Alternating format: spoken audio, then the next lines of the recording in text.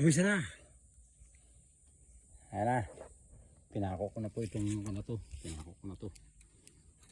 Kargado. Wala na pa ako. Ay pinako natin para hindi na makapasok yung mga hayop din eh. Natubo na oh. Natubo na. May pag-asa na mabuhay. Yan. Pag-asa na mabuhay. Ito sa dulo. At magatabas na nun mamaya. At least ito nandito sa unahan. May iri-iri na. Andun hanggang sa dulo. Tuwaan natin yan. Siguro naman hindi naman saka makabasa makapasok ng baka dyan.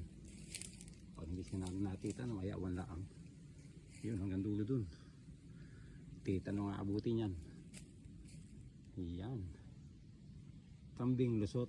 Pero pag nalagyan ng hagwire, wala na. Malabo na siya. Hagwire ang katapat niya dyan. Okay. Kaming very soon ang hagwire na doon nag-aabang na.